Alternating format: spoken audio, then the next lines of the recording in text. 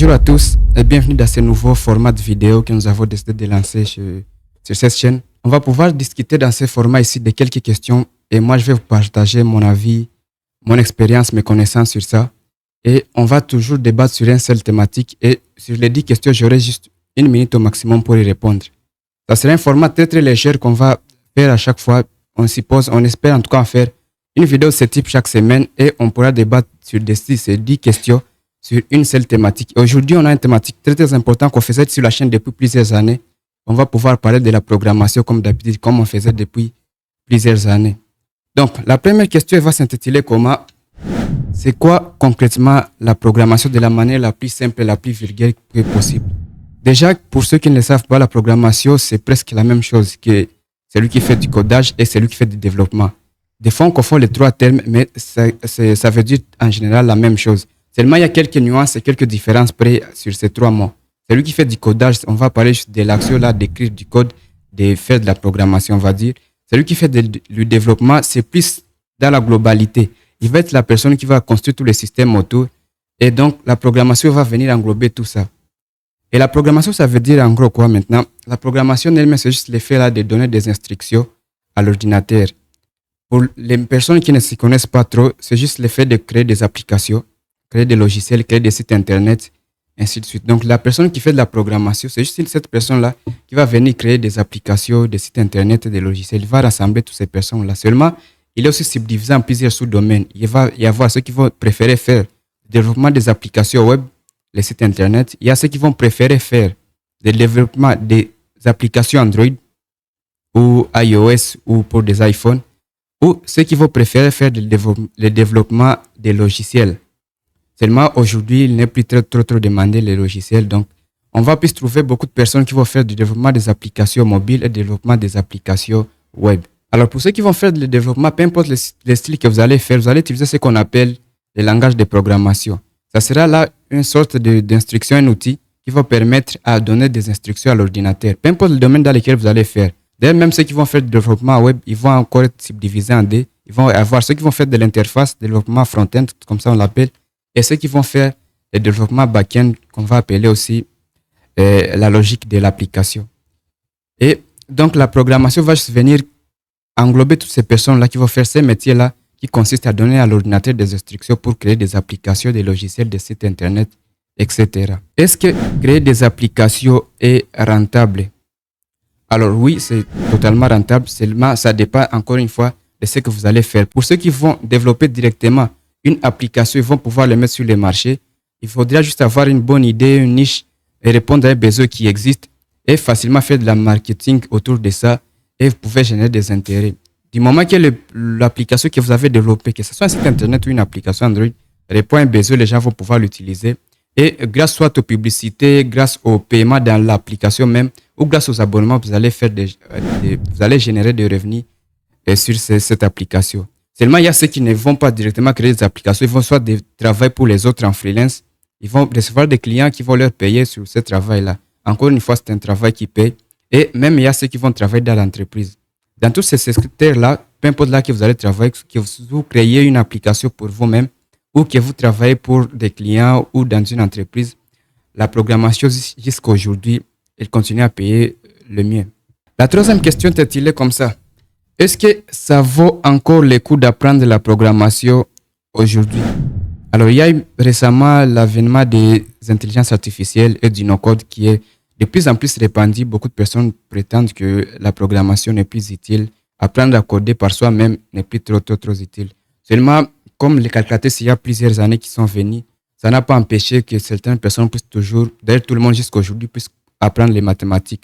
Donc, même s'il y aura des outils qui vont faciliter les choses, apprendre la programmation reste intéressante et c'est très très important vu que ça va vous aider à comprendre comment ces outils-là fonctionnent et même à en créer, vu que finalement, pour créer ces outils-là, il faudrait maîtriser la programmation en elle-même. Donc, jusqu'à aujourd'hui, peu importe ce que les gens peuvent dire, apprendre la programmation est toujours pertinent et c'est très très important. Alors, quelle spécialité faire en programmation? Déjà, on va écarter le développement de logiciels, vu que très souvent, actuellement, en tout cas, il n'y a pas trop de demandes sur ces thématiques-là. Il y a très peu de personnes qui demandent aujourd'hui des logiciels. Donc, il vous reste deux options, faire du développement des applications mobiles et faire la création de sites internet. Donc, vous devez choisir une niche dans laquelle vous allez vous mettre en fonction de ce que vous faites, ce que vous aimez, ainsi de suite. Donc, pour ceux qui vont faire le développement des sites internet, encore une fois, vous allez vous retrouver entre deux niches. Il y aura ceux qui vont faire du front-end, c'est-à-dire le design de l'interface. Il y aura ceux qui vont préférer faire du back-end. Une fois de plus, à mon propre expérience, je vous conseillerais plus de faire du front-end vu qu'ils sont les plus demandés. Les entreprises même qui existent depuis plusieurs années, très souvent, ils cherchent des personnes pour qu'ils puissent améliorer leur interface et pouvoir les modifier. Tandis que la logique de leur application, leur algorithme, il ne faut pas les changer tous les ans ou tous les 5 ans ou toutes les décennies. Mais les développeurs front-end, ils vont pouvoir être demandés à chaque fois pour qu'ils puissent changer leur interface, l'améliorer et pour qu'ils puissent correspondre aux demandes du marché actuel. Donc, si vous êtes développeur et que vous décidez d'aller dans le sens du développement des applications web, préférez plus de l'interface si vous le pouvez. Sinon, faites du back-end. Les tout, actuellement, ça peut très bien et ça marche très bien. Sinon, si vous allez faire du développement des applications Android, préférez plus utiliser des langages cross-platform. Ça veut dire que ce sont des langages, des frameworks qui vont te permettre de développer des applications qui vont être en même temps installées sur Android et sur iPhone. Là, on parle des langages de frameworks comme React Native, comme Flutter, comme Kotlin. La quatrième question est demandée, est-ce que on peut apprendre la programmation tout seul sans aller à l'école ou faire des études? Alors, oui, totalement, vu qu'il y a beaucoup de personnes que je connais personnellement et même ceux qui font aujourd'hui du travail professionnel, la plupart d'entre eux, ils ont appris soit via des tutoriels sur YouTube, soit via des cours quelque part à gauche et à droite, sans forcément avoir à aller à l'école. Ne serait-ce que, bien sûr qu'aller à l'école, c'est toujours important et c'est toujours pertinent, mais cela ne doit pas être un frein pour quelqu'un qui veut apprendre à programmer, quelqu'un qui veut apprendre le développement informatique.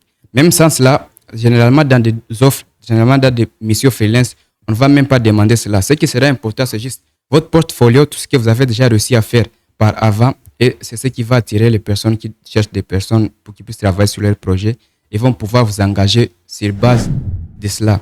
La sixième question se demande, est-ce que la programmation est faite pour tout le monde?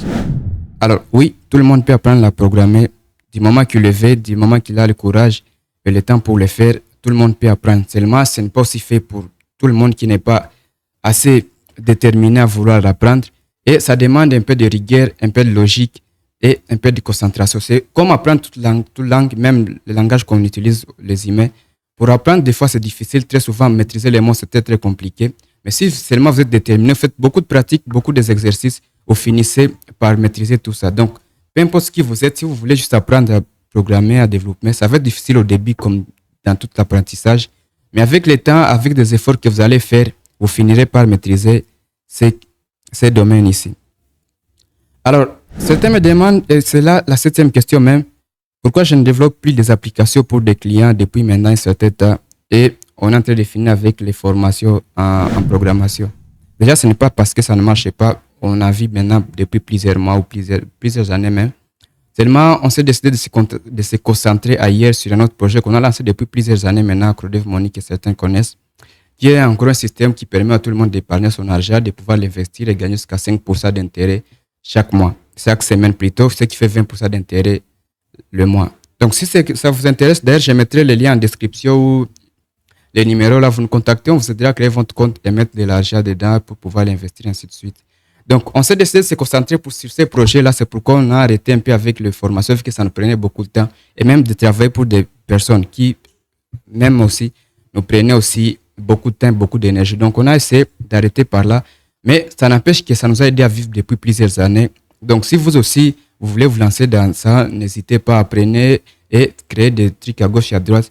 Ça va vous faciliter à décrocher des travaux. Alors, la question suivante se demande, est-ce que c'est possible de vivre uniquement du freelancing en tant que développeur? Alors, comme je viens de le dire précédemment, oui, c'est totalement possible. On en a vu depuis plusieurs mois maintenant. On travaille juste pour des clients, ils nous payaient, on vivait juste comme ça. Donc, c'est totalement possible. Même si tu es en Afrique, que cela ne puisse pas te bloquer, vu que certaines personnes prétendent que non, en Afrique, c'est compliqué, on ne peut pas avoir des clients en Europe ou ailleurs. Il suffit juste de trouver quels sont les moyens qui vous sont accessibles là que vous êtes. Demandez même à d'autres personnes qui ont déjà fait cela. Ils vont vous conduire et vous aider. Et facilement, vous allez trouver des missions sur lesquelles vous allez travailler, des projets, des applications à faire à gauche et à droite. et ça va marcher. Même ici en Afrique, en tout cas, il y a beaucoup de personnes qui vivent de ça. Nous-mêmes, on en a vécu depuis plusieurs mois. Donc, c'est totalement possible. Alors, pour ceux qui débutent, quel conseil à ceux qui débutent? La 9e question. Alors, une erreur que beaucoup de débutants font, c'est qu'ils veulent apprendre plusieurs langages en même temps. Des fois, ils sont en train de faire du JavaScript. Des fois, ils font du PHP en même temps. Des fois, ils font du Python. Des fois, ils font du HTML, CSS, peu importe. Donc, un conseil que je pourrais donner à ceux qui débutent en programmation, concentrez-vous juste sur un seul langage de programmation. Ne vous mettez pas à 2, 3, 4. Essayez de maîtriser juste un seul. Si c'est du JavaScript, faites du JavaScript à fond. Maîtrisez ce langage-là. Et au final, après un certain temps, lorsque vous aurez les bases et les maîtrises qu'il faut pour ça, apprendre les autres langages de programmation, ça sera très, très, très facile. Seulement, si vous commencez à apprendre 2 ou 3 langages en même temps, vous allez toujours avoir du mal à avancer. Très souvent, vous allez vous retrouver. Ces concepts ici, vous ne les comprenez pas ni en JavaScript, ni en PHP, ni en Python, ainsi de suite. Donc, focalisez-vous sur un seul langage et faites le mieux que possible pour que vous puissiez les maîtriser. Et après, quand vous aurez la maîtrise de ces derniers, vous pouvez maintenant passer à d'autres langages. La dernière question demandait comme ça, quelle technologie utilisez-vous pour vos projets? Alors, depuis plusieurs années, pour le front, j'utilise du Vue.js avec Tailwind CSS pour le design et du HTML qui est l'élément incontournable pour le front. Après, pour les back, on a utilisé plus du PHP et depuis quelques temps maintenant, on fait du JavaScript aussi. Ça sera tout pour cette vidéo-là. C'est toutes les 10 questions qu'on avait à répondre.